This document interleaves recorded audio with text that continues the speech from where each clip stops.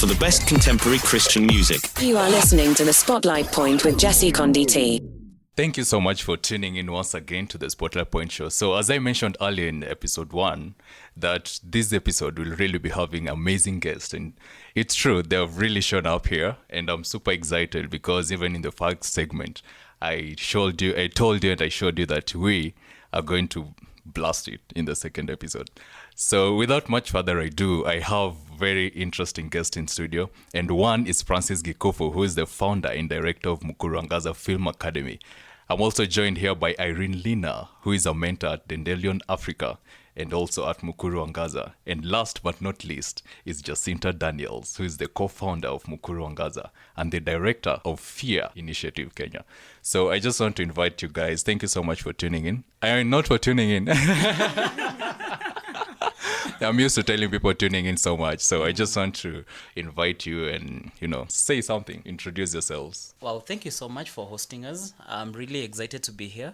And as you've introduced me, Francis Gikufu, Director, Mukuru Angaza Film Academy, I'm looking forward to an exciting conversation. Oh, thank you so much. And Irene, you can take the floor. Thank you. Irene, Lina, and I'm a mentor at Mukuru Angaza and also at Dandelion Africa. And I'm really, really excited and I'm looking forward to this session. Awesome. And last but not least, Jacinta Daniels. Hi, hello, thank you for having me here, and I'm so happy, and I believe this show will be very hot. Yeah, it's surely going to be hot. So, we have preconceived ideas of what success is, and it's really disturbing how much we're a depressed generation right now, and we have so much that, the previous people that were there before us, our forefathers, they had set out these goals and these standards. Yeah, that we knew from the onset that that's what success is. But as it is right now, everything has changed. The systems have changed. Everything that we used to know as normal is no longer normal. So right now, what can we define success to be? Actually, you're taking it even very far, very, very far. Not just our forefathers. Look at the society. Look at the community. Look at what our parents want us to become. It's really, really depressing because they want you to become what you're not. And they want us to confuse or mix success with just an achievement, basically. But for me, I look success as living your purpose. Actually, not living, finding your purpose and then living it, actually. That's what success is supposed to be. All right. So as you say, success is living and finding your purpose, right? So, there's these statistics. I was listening to someone called Ubong King, and I just discovered him the other week. And yesterday I discovered that he died on last year, 26th of December, 2020. And, that kind of really broke my heart because what this guy does you can check him out on YouTube, Ubong King. What he does, it's just super amazing. And there's one thing that I learned from him. And he said, he's someone who used to do a lot of research and all that. So he was saying that in New Zealand, I hope I pronounced that well. Yeah, so he was saying in New Zealand, there are 43% of birds there are flightless. And you know why? It's because these birds, they do not have predators to attack them. They don't have anyone to scare them away or any snakes to bite them or, just something that can attack them so that they can fly. So over the years, these birds, they have even brought their nest from the trees down to the ground and they're brooding there. Everything that they're doing is just over there. So you see, I was looking at this and it brought this other idea of, trouble is good to some extent because we're a troubled generation right now. And following that analogy of the flightless birds in New Zealand, I think that in as much as right now there's a lot of pressure, there's a lot of, trouble around us, we as this generation, especially the youth, I think this trouble to some extent is good because it's unlocking some other aspect, of our mind. So I don't know what you can say about this. Yeah, I think if you're not pushed to get out of your comfort zone, you will never discover yourself. Mm-hmm. You may go to school, go to college, get this amazing job that is paying so well, but still you're in your comfort zone like those birds. Let me tell you, when you're kicked a bit, I love my mentor Sabria, who is currently in India. She normally used to tell us, if I don't give you a small kick somewhere, then you're not going to push yourself beyond the limit. And it's out of pushing yourself beyond the limit that you actually begin to know something that you are really good at, that you can actually do it at the comfort of, even when you're dozing, when somebody wakes you up, you just find yourself getting right to it. You don't need to kind of peruse a number of pages to get to refer something and all that. Yeah. So Irene Lina, you're a mentor, right, at Dandelion Africa and also at Mukuruangaza. So what is it that you've discovered with this generation, that how people perceive success right now and how we should actually perceive success? Okay, that's a great question. And for me, and from my experience working at Mukuru Angaza and also with my mentorship at Dandelion Africa, I have discovered several things that most young people mistake for success. And the main thing is most of them look at some life achievements as success, in which I don't really think that we should use those achievements to define our success, because in some cases achieving those things or whatever dreams they may be costly at some point. They may be also at the expense of some other things like our passions, our purpose, and our happiness. So I think when defining success, the young people should mostly focus on what makes them feel like they are fulfilling their purpose, and what makes them feel like they have achieved, they are living and doing their passions, and that will really help them achieve their success in life. Wow, that is so true. And I think also most of us, even as you're trying to navigate through, someone was asking me like, hey, Jesse, why are you doing so much? You're doing a lot of things. You're a web developer, you're a photographer, you do video production, you're doing podcasts, you're all over the place. Why can't you just focus on one thing? And I was like, what I am right now in my youthful stage, and I cannot really afford to lie down there and not discover my full potential, because I want to die empty. So in as much as I'm doing all these things, eventually I will focus and narrow down on one thing. So it's not really about being a specialist from the onset. I mean, like just from the start, as in you're just specializing on one thing. That one, you're not really challenging yourself with how you can better yourself, how you can better your family, those around you, because people are always counting on you, the one aspect or another. So Jacinta Daniels. Okay, well, about success, many of us, and especially youths, just to give an example, I met another guy just the other day, and it was like, you guys, I'm fed up of being poor. As in, I don't want to be called poor because I don't have anything that I can call mine. Then the guy was like, I went ahead and I wanted to know, and what are you doing exactly to get to achieve your goals and your dreams? The guy really shocked me, because whatever he told me, it was so crazy. As in, he was like, you know what? I went online and there's an application. I went through it and it was all about devil worshipping. Then they were recruiting people. Then what did you do? I was so interested because there are so many benefits. Then I was like, yes, you saw the benefits, but what did you think about the challenges, the repercussions? I mean, the repercussions, because once you're recruited, there are consequences. Yes, you will get a lot of money, but that doesn't mean you're successful, because at the end of the day, you will use your mom, you will have to sacrifice maybe your sister, your brothers, and those are the repercussions that we face. But so many people, they don't see the future. They don't see the outcome of every what do I call it? Every the actions that we take. So that was really a risk one, and I told him, you better begin to think, rise up and work. Your money, it's so sweet. Your money, you will enjoy it, and you have freedom, because no one is pushing you, no one is coming, no one will ever question you with whatever you've earned, because you've earned it rightfully, and it has no repercussions. Wow, that has really brought up this aspect of, instant gratification. Like, we want to be instantly gratified right now at this moment. Yeah, I want to start something online, and I want it to sell to thousands, hundreds of thousands of people right now, right at this moment.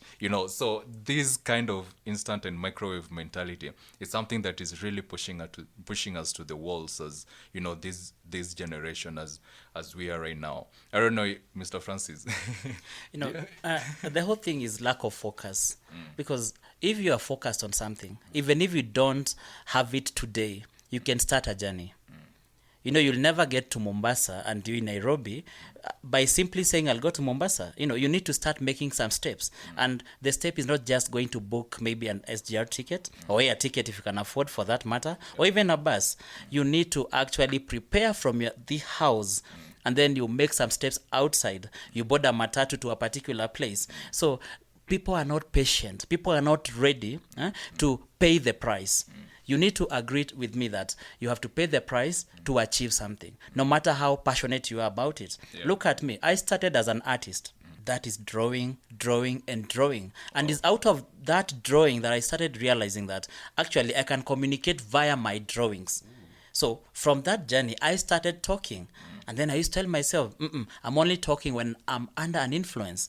So I had to deal with now the influence that I had, and not just any influence, by influence, a drug addict for that matter, for 14 years. So I had to deal with it, and not in an easy way. So from 2011 all the way to 2015, when I was actually beginning to walk my purpose, I had to take that journey to kind of rediscover myself, to stop this nonsense that I thought I can get to where I want to be like almost immediately. So there's a price to pay. And again, whatever I'm doing, I did not just start it in 2015 as I thought. I had to again go for a number of years, 3 more years. That saw me even flying out of the country to be mentored and to be raised and to be even grounded harder and firmer. So you need to be ready to pay the price. You need to have the focus, know where you want to go. And then look at what are the mechanisms that you need, or the journey you need to take towards that purpose. Yeah. Well, I like the turn of events by discussing this topic, what success is not. Actually, I think we're really highlighting what success is. Like you've just said, and you've told us a bit about your story, that you had to really focus on whatever it is that you are doing. And you had to stop some nonsense, like, abusing drugs and all that. So, it's really bringing in this aspect of us having to discover our purpose, to discover what it is that we like and we love. So, Irene, I don't know if you've ever had any challenges that you've overcome, and any mental shift that has ever happened to you on your path to success. Okay, on that question, I've come across various challenges, and I've dealt with them in various ways in my way to success. And during my mentorship, I realized that one of the challenges in understanding your purpose is actually like you have to first understand where your passions lie. Some of the challenges that I've experienced so far include like defining my purpose, because I didn't really know what my passion was until recently. I used to think that because I'm taking an engineering course, that success or my passion should lie across that line exactly. So after reevaluating myself and reflecting back on the activities that I've done, I realized that I've actually taken part in more of community service and mentorship programs, and through that, I realized that I have this passion for giving back to the society through mentorship and through inspiring people to walk through their journeys, whether it's in education or whether it's after high school or in campus. So I think through that I've been successful in mentorship, and the challenge was identifying my passion, which helped me identify or define my purpose. And through that I've been able to like actualize one of my dreams, which is to like reach to more people in the society and get to improve or help people with the challenges they are going through. So I think by doing that, you can actually reach your success. Wow, that is so elaborate, and thank you so much for sharing that. So there's this tweet on October of 19th, 2017. You know, the Vice President and the Prime Minister of the UAE, United Arab Emirates, and the ruler of Dubai is called Sheikh Mohammed bin Rashid. You know, he sent a tweet at 3 p.m. on October 19th of 2017. And by that time, they were doing some cabinet shifting. Yeah, they were shifting their cabinets and selecting new leaders. So, you know, this shocked the whole world. And what happened is the guy, he appointed Omar bin Sultan. Yeah, so this guy, do you know what he was appointed as? He was appointed as the first Minister of State for Artificial Intelligence. All right. So this cannot be news to everyone. But the job description of this guy was actually to plan how Dubanians, are they called Dubanians? Or the people of Dubai? Let's call them the people of Dubai. Yeah, so he was actually, his job description is to plan and to foresee how the people of Dubai will be living in mass by 2117, 100, almost right now it's like about 98 years from now. Ooh. So you see, what's shocking me is that the vice president of Dubai he's 64 years, all right? And this guy, Oman bin Sultan, he's 27 years old, yeah? And he's been tasked by that, you know, massive role of planning how Dubanians or the people of Dubai will be living in mass in 2117.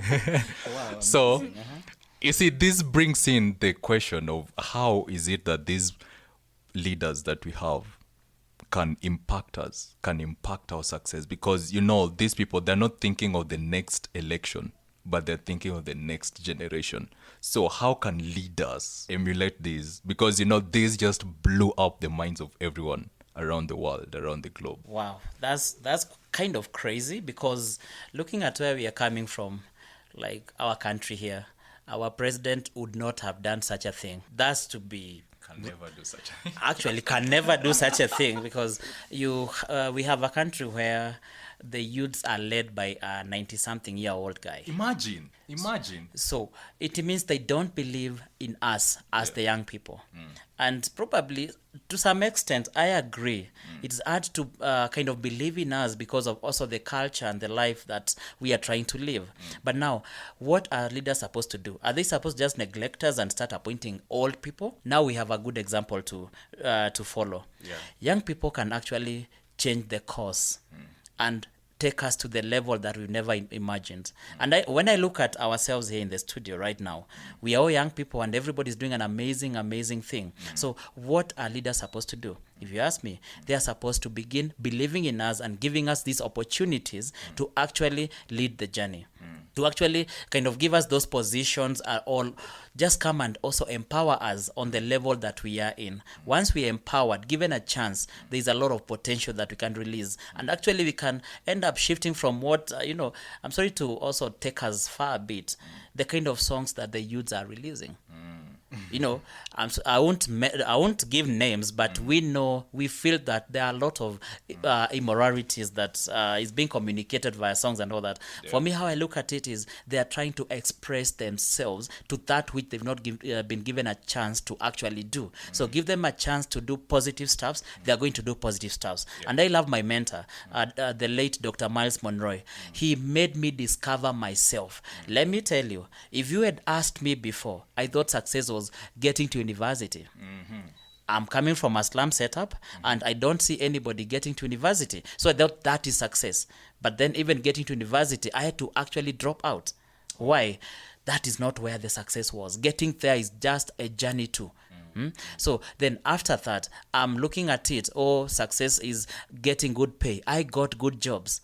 But then that money never gave me fulfillment. So all these things are not success. Leaders need to start believing in us and giving us that opportunity to actually walk a journey of self-discovery and being able to implement that which we envision and that which they vision for a country. Look at Vision 2030. If we are not going to be given a chance, that will still be something that will just pass like a passing wind. Oh, yeah. Yeah.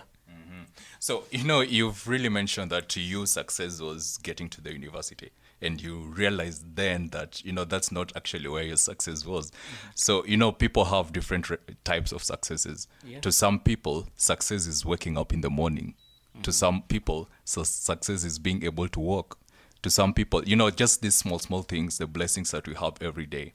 Yeah, they count as success. So, I don't know, Jacinta, what do you think about what leaders can do? Well, thank you for that question. Our leaders, they should, just as Francis has said, they should believe in us and give us mentorship. And with mentorship, we can do amazing work, because these old guys, they've run out, as in they're wearing out, because they no longer have new ideas. They're leading us the old way, whereby they're leaving us out as youths. And let me actually interject and add this. Sure. Other than given the opportunity, we need the resources, and we believe resources are there. Yes. Sure. Given we know. given resources, our president, I wish would be listening to this podcast. Give us the resources. Give us the opportunity. You will be surprised of what we can do. Sure. But again, to really also interject on that, we cannot really depend on the government all the time. And I think most of the people who've done exploits, some of them did not really have the resources. It's just about how you connect to people. How marketers like you, Mr. Francis, it's just linking and, pressing the right buttons and linking this person to this person, just networking. I think that can be something that is practical, that can be done. Because these leaders, as they are, they're very selfish. All right, that's for a fact.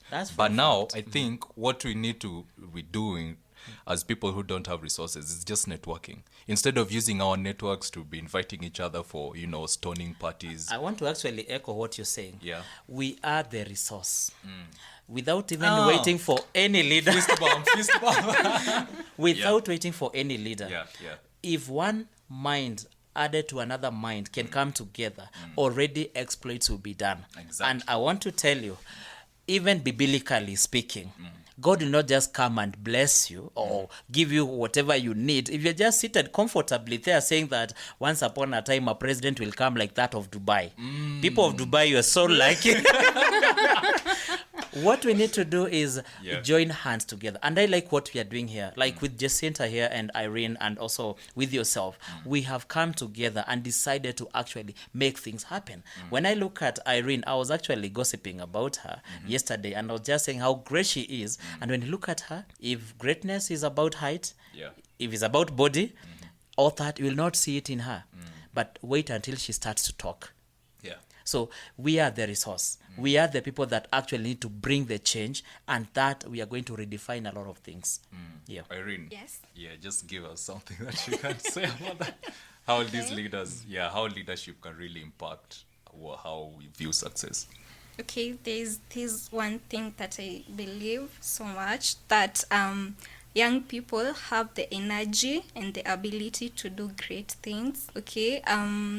The only challenges that the youth have, it's like Francis has said, the resources sometimes, but through networking they can be able to get the resources and all that. But leaders need to realize that great things can be done by the youth, because they have so much energy, and with the advancement in technology in the current generation and era, through technology and through the education and all that, they are able to like generate new ideas that can be able to improve things, let's say like systems and everything. So I think that leaders should consider this and should start giving young people the chance and the opportunities and the support to do things. They should not just like give the other older people the chances to do everything. Yeah. Now, let me just bring in this other point. Like we as youth, or the people in our age bracket and age cadre, we always know the right people to follow. We know visionary leaders. So, for example, in a church setup, people will always volunteer to ministries that have a visionary leader, someone who they know that they can really gain from this person and learn a lot from this person, as well as children, how kids are in our homes. They always look at what we do. They don't look at what we say, but our actions as their parents is what determines how they behave and how they'll also treat themselves. When you're always very friendly to your spouse, for example, and your kids will see this, you'll see that replicate in how even she plays with her mates or with his mates as they are riding bikes out there or doing all that stuff. So, also students, whenever a lecturer comes to class and this lecturer is not prepared at all in teaching, you'll always know. You'll just know by how this lecturer conducts himself. So how can we bring this strategic preparedness to be something that can be instilled in us? Because in Kenya, the youth form about 75% of the population. So how is it possible for us to use strategic preparedness as a tool to communicate to this generation that hard work can never kill someone? It will stress you real bad, but it can never kill you. How can strategic preparedness be used as a tool for that? Yeah, I like the example that you're actually giving, and even getting away from where we are in a studio setup, going to our homes. That's where you start setting the picture. If you want your children to be successful, you need to show them what success really is.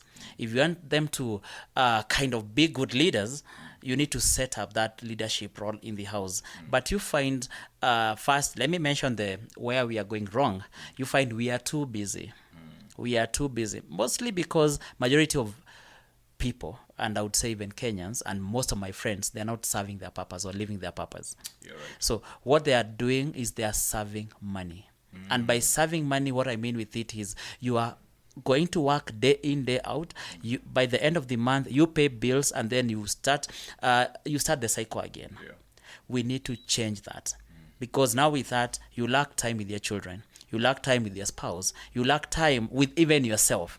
So you end up becoming like a factory. And that's what, as Mukuru Angaza, we're trying to change.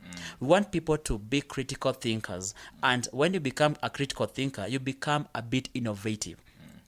And who knows, you can walk that journey. So I believe we need to look at ourselves first, do that, you are good in English, personal intro.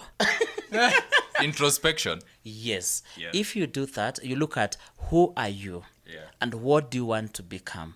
Then have a mirror in front of you. Start walking that journey. People will start following that. Your kids will start following that. I have happened to relate with a number of kids. Like I visited Jacinta's kids, and I really admire Jacinta's daughter.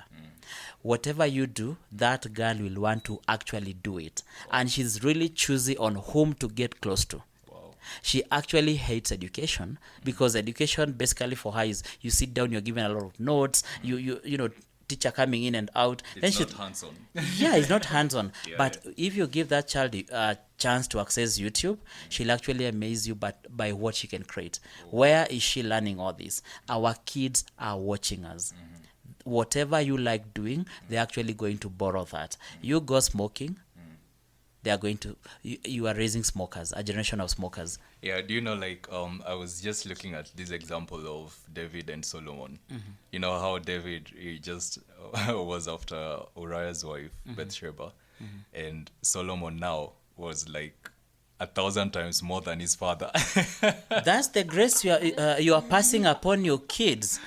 You start bringing in, one man to another in the house and you are lady. Which example are you setting? Even to your neighbors, because it's not just to your kids. You may say, Mimi sina watoto. Yeah. Okay, you But don't the have neighbor kids. has kids, right? Yes, Yeah. and we are one big community. So when I'm walking, when I'm talking, I need to set that example. And it has to be a godly example because we have one supreme being. So we need to live towards that expectation. Sure. So- Because just to add on that, just Yes. one sentence. Yes. Because they normally say our lifestyle, it's far much greater than the words we say. Wow.